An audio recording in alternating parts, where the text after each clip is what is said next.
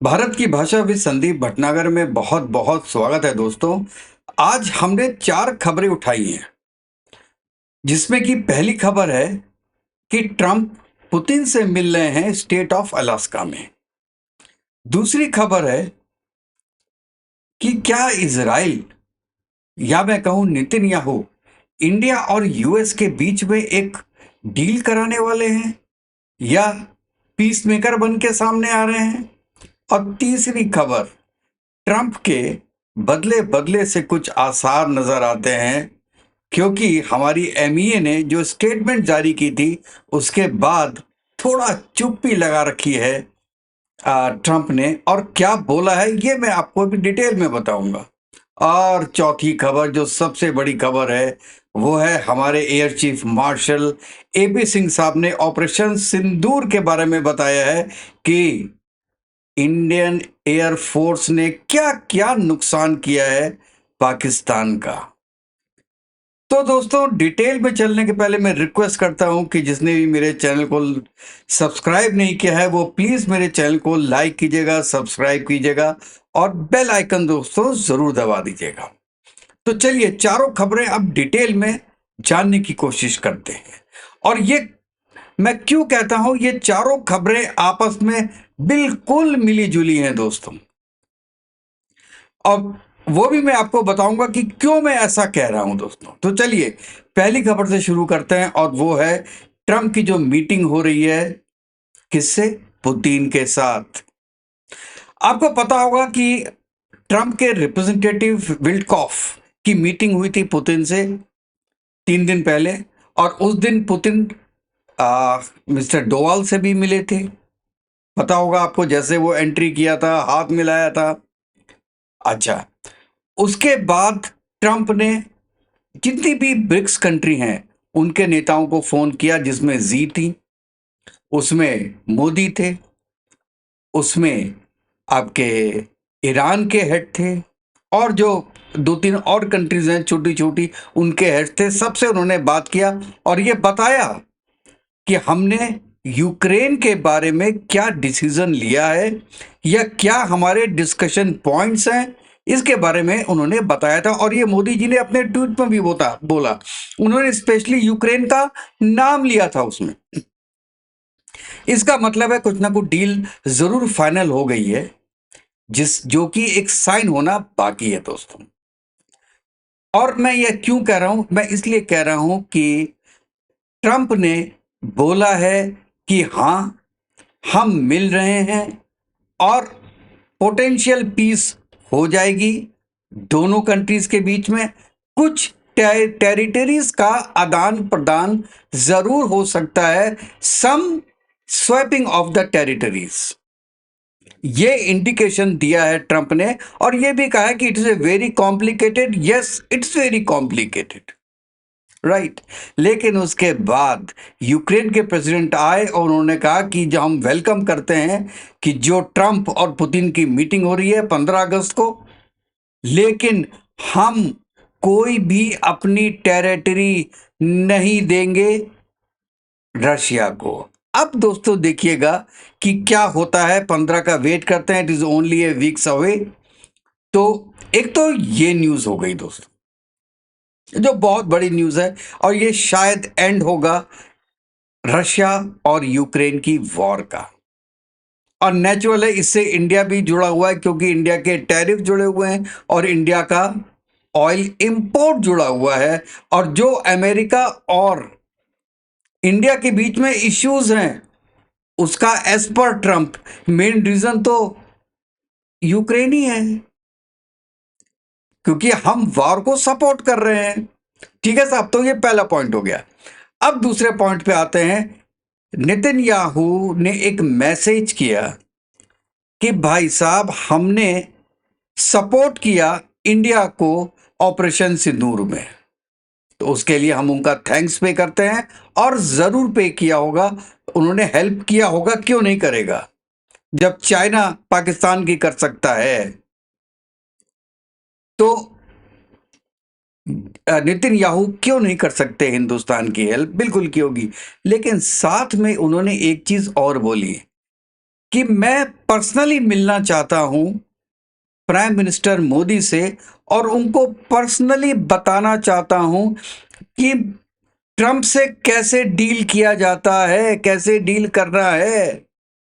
इसका मतलब ये इंफॉर्मेशन, ये स्टेटमेंट उन्होंने बिना ट्रंप से पूछ के नहीं दिया होगा, क्योंकि जो रेस्पॉन्स इंडिया का था, एमईए का था, मोदी जी का था पार्लियामेंट के अंदर, जयशंकर साहब का था पार्लियामेंट के अंदर, और राजनाथ सिंह साहब का था पार्लियामेंट के अंदर, उसके बाद थोड़ा सा हिल तो गए होंगे यूएस, क्योंकि उनको ये लग रहा है कि यार 25% प्लस 50%, उसके बाद सेकेंडरी आपके जितने भी आप टैरिफ्स हैं वो भी लगा देंगे। इंडिया हिल नहीं रहा, इंडिया हिल नहीं रहा है।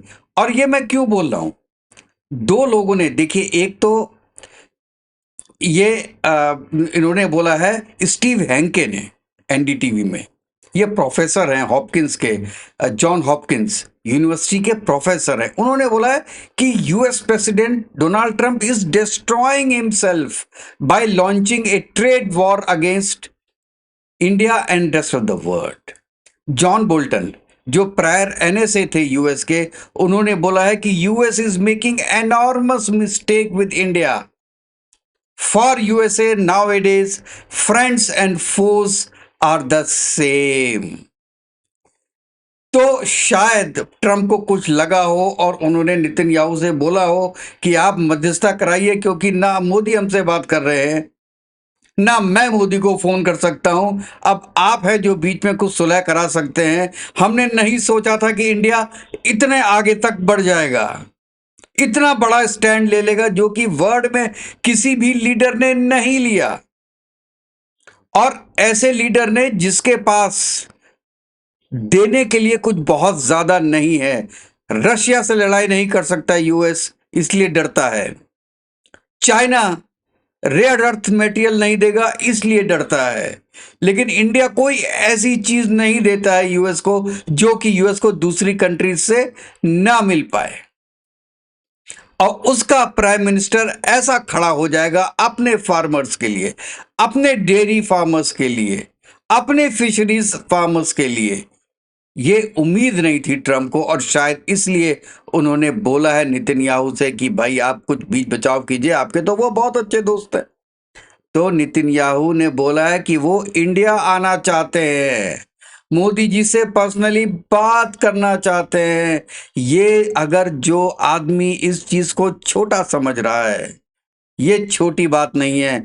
चाहे नेतन्याहू ना आए, लेकिन उनका पब्लिकली ये चीज बोलना बहुत मायने रखता है, जो कि इंडिया और यूएस के फ्यूचर के जो संबंध हैं उसको दर्शाएगा दोस्तों, उसको एक दिशा दे सकता है दोस्तों।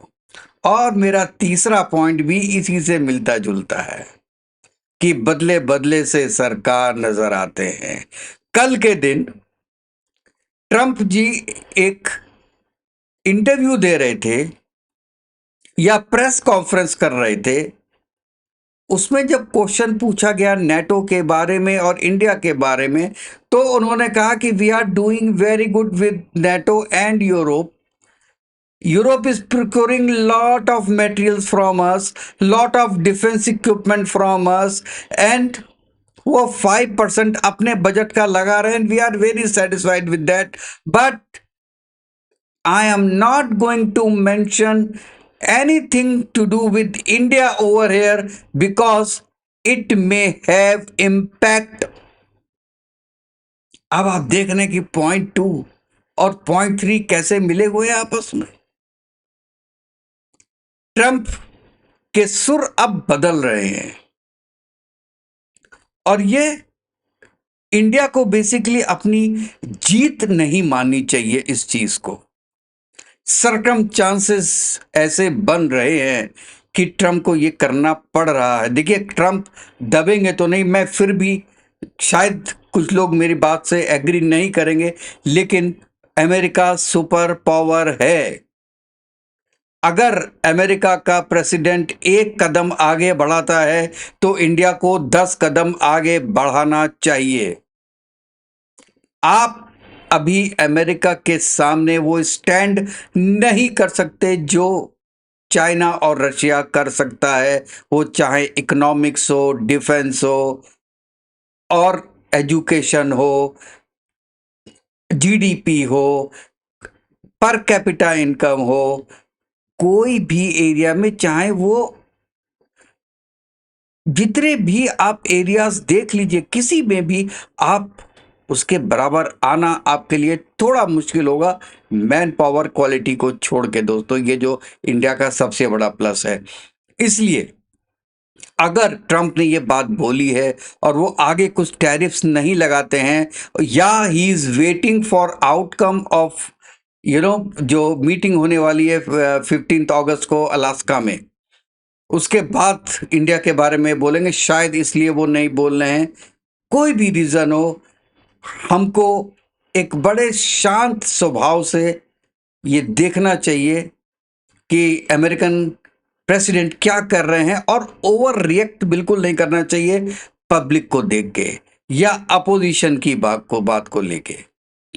और ये आउट ऑफ कॉन्टेस्ट है, लेकिन मैं फिर भी बोलूंगा कि हमने जो ऑपरेशन सिंदूर किया था वो शायद कुछ अर्ली कर लिया था, हमको उस वक्त नहीं करना चाहिए था। हमने अपने प्रेशर में खुद का प्रेशर बनाया, अपोजिशन का प्रेशर लिया, इंडिया की पब्लिक का प्रेशर लिया और ऑपरेशन सिंदूर कर दिया, जो कि उस वक्त शायद नहीं करना चाहिए था। क्योंकि हमको ये लगता है, मुझको ये लगता है कि हमारे पास उतने पर्याप्त सबूत नहीं थे जब हमने ऑपरेशन किया। लेकिन हां, आज हमारे पास सबूत आ चुके हैं और हमारी बात को सेकंड किया है सबूतों ने कि उसमें पाकिस्तान का डायरेक्ट इन्वॉल्वेशन था। यह बिल्कुल सही बात है। लेकिन शायद जब ऑपरेशन सिंदूर किया था उस वक्त कुछ अटकलें ही लग रही थी, लेकिन अटकलों के भरोसे आप किसी कंट्री पे अटैक नहीं करना चाहिए अनलेस अनटिल आपके पास 100% प्रूफ हो। और हो सकता है गवर्नमेंट के पास 100% प्रूफ हो इसलिए किया हो, लेकिन अगर प्रूफ थे तो उसको थोड़ा सा तो पब्लिक के साथ शेयर करना चाहिए था, हमारे साथ शेयर करना चाहिए। जैसे कि मेरा फोर्थ पॉइंट है, पब्लिक के साथ शेयर करना, एक जिसे कहते हैं थोड़ी बहुत इंफॉर्मेशन, पार्ट इंफॉर्मेशन बहुत जरूरी है। जैसे कि आज हमारे air chief marshal AP Singh ने कहा है कि ऑपरेशन सिंदूर में S-400 ने 5 पाकिस्तानी फाइटर जेट गिरा दिए, और वो भी अच्छा, और उसके बाद AEW&C, इसे कहते हैं एयरबॉर्न अर्ली वार्निंग कंट्रोल तरीके के रडार्स होते हैं, उनको डिस्ट्रॉय किया 300 किलोमीटर की दूरी से। ये बात शायद कुछ समय पहले बोलते तो और इफेक्टिव होती। मैं अपने एयरफोर्स पे डाउट नहीं कर रहा हूं, एंड आई एम 100% श्योर कि इन सब चीजों के पहले आप एक अपनी स्ट्रेटजी बनाते हैं कि कौन सी चीज हमको कब बतानी है, कब पब्लिक करनी है। और शायद ये मीटिंग में ये डिसाइड हुआ होगा विद द गवर्नमेंट कि हम जब ऑपरेशन सिंदूर पूरी तरीके से खत्म हो जाए या एक बिग हॉल्ट की तरफ आ जाए, तब हम इस चीज को डिस्क्लोज करेंगे। मे बी ऐसा रीजन होगा।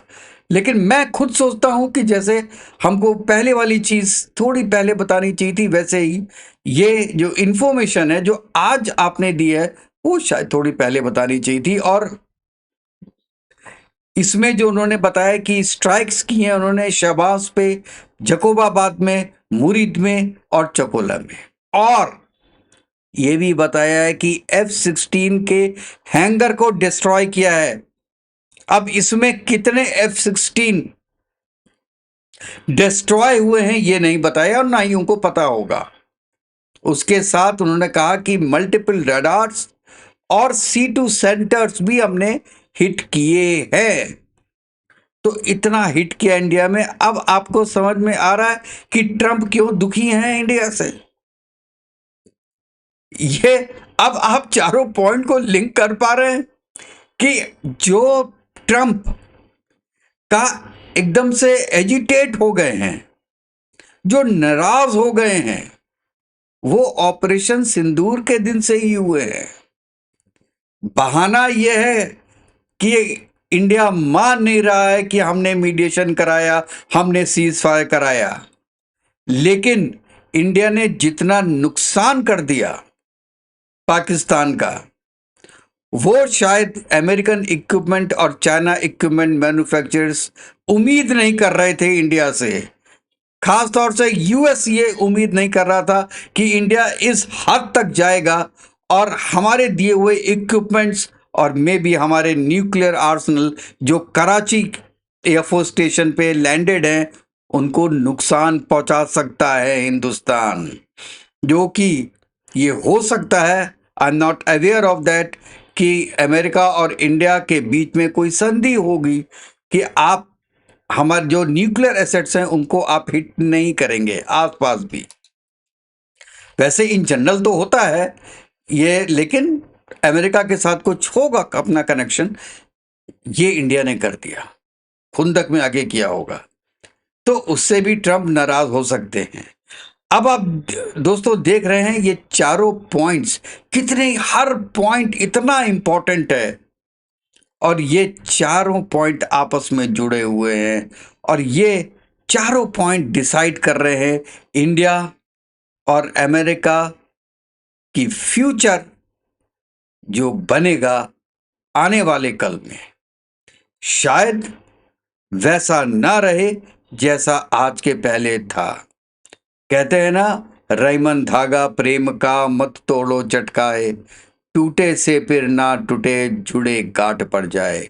मतलब एक प्रेम जो इंडिया और अमेरिका के बीच में था वो अब खत्म हो गया, लेकिन अगर आप उसको जोड़ने की कोशिश करेंगे तब भी इन फ्यूचर कुछ ना कुछ हिच इंडिया के मन में रह जाएगी कि ये जब कल कर सकते थे तो आज क्यों नहीं कर सकते हैं। मैं कल की बात कर रहा हूं, टुमारो की बात कर रहा हूं। आज ट्रंप कर सकते हैं तो नेक्स्ट प्रेसिडेंट ये क्यों नहीं कर सकता। बच के चलना पड़ेगा और इसीलिए मैं ये कहता हूं कि आपको डाइवर्सिफिकेशन करना पड़ेगा। और चारों पॉइंट ये बताते हैं कि आपको सजग रहना है, डाइवर्सिफिकेशन करना है, अपना घर स्ट्रांग करना है, अपने प्लेटफॉर्म्स स्ट्रांग करने हैं। वो प्लेटफॉर्म्स चाहे डिफेंस के हों या सॉफ्टवेयर के हों। तो दोस्तों आप अपनी राय बताइएगा कि आप क्या सोचते हैं कि जो आज और कल में डेवलपमेंट हुआ है और जिन चारों पॉइंटों पे मैंने डिस्कस किया है उसके बारे में अपनी राय दोस्तों जरूर बताइएगा। अपने नेक्स्ट वीडियो में मिलते हैं, तब तक के लिए जय हिंद, जय भारत, वंदे मातरम। खुश रहिए, स्वस्थ रहिए।